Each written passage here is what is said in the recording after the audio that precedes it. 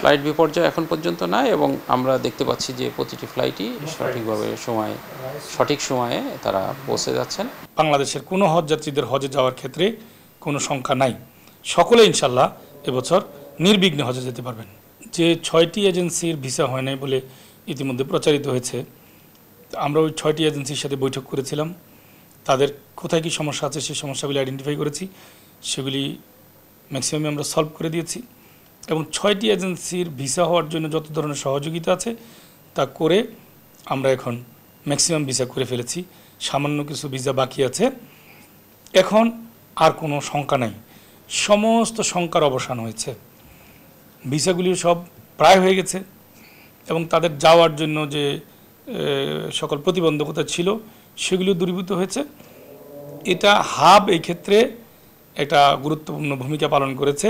Hub এই এজেন্সিগুলিকে নিয়ে বসে তাদের সাথে আলোচনা করে তাদের কোথায় কী সমস্যা আছে সেটা আইডেন্টিফাই করে এবং সেগুলি সলভ করে তারপরে ভিসাগুলি করার জন্য সহযোগিতা করেছে হাব। এই ক্ষেত্রে আমি আশা করি এখন আর বাংলাদেশের কোনো হজ যাত্রীদের হজে যাওয়ার ক্ষেত্রে কোনো শঙ্কা নাই, সকলে ইনশাল্লাহ এবছর নির্বিঘ্নে হজে যেতে পারবেন। পুরো হজ ব্যবস্থাপনাটাতে হজ যাত্রীদেরকে সর্বোচ্চ কমফোর্ট দেওয়ার জন্য সকলেই আমরা চেষ্টা করছি এবং এই ক্ষেত্রে আমরা অনেকটা সফল হয়েছি। তবে একটা কথা মনে রাখতে হবে, পুরো হজ যাত্রাটাই আসলে একটা দ্বিরাষ্ট্রিক এবং আসলে একটা জটিল প্রক্রিয়া।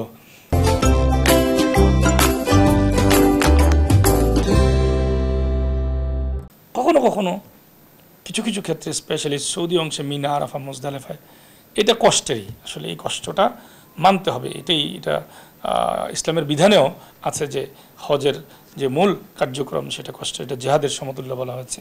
তো ওই মিনা, আরাফা, মুজদালিফায় শারীরিক কষ্ট অনুভব করার জন্য আমাদের হজ যাত্রীদেরকে হয়তো সেই ক্ষেত্রে কিছুটা প্রস্তুতি থাকতে হবে। আর এভাবে যাত্রার ক্ষেত্রে বাংলাদেশ অংশ এবং সৌদি আরবে হোটেলে থাকা, খাবার ইত্যাদি এগুলির ক্ষেত্রে এখনও পর্যন্ত আমরা আলহামদুলিল্লাহ খুব ভালোভাবে আছে। ফ্লাইট বিপর্যয় এখন পর্যন্ত নাই এবং আমরা দেখতে পাচ্ছি যে প্রতিটি ফ্লাইটই সঠিকভাবে সঠিক সময়ে তারা পৌঁছে যাচ্ছেন এবং প্রতিটি ফ্লাইটই অলমোস্ট ফুল। ইতিমধ্যে মন্ত্রণালয় থেকে যাদের শুনানি গ্রহণ করা হয়েছে এবং যাদেরকে শোকজ করা হয়েছিল তারা বেশ কিছু কার্যক্রম তাদের এগিয়েছে, যেমন বাসা ভাড়া করা থেকে শুরু করে পিআইডি নাম্বার দেওয়া। আমরা আশা করছি আজকের মধ্যে তাদের সমস্ত এনরোলমেন্ট করে আলটিমেটলি তাদের ভিসা 2 একের মধ্যে হয়ে যাবে।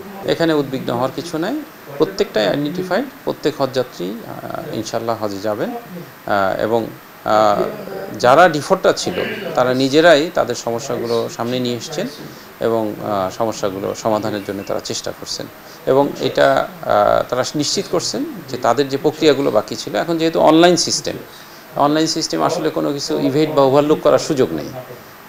কোন হজযাত্রীর কোন স্ট্যাটাস সেটা কিন্তু আমাদের সিস্টেমে দেখতে পাচ্ছি, যেহেতু হজ ম্যানেজমেন্ট, সেই হিসেবে সেখানে আমরা আশা করছি 2 একদিনের মধ্যে ভিসা তাদের প্রিন্ট হয়ে যাবে।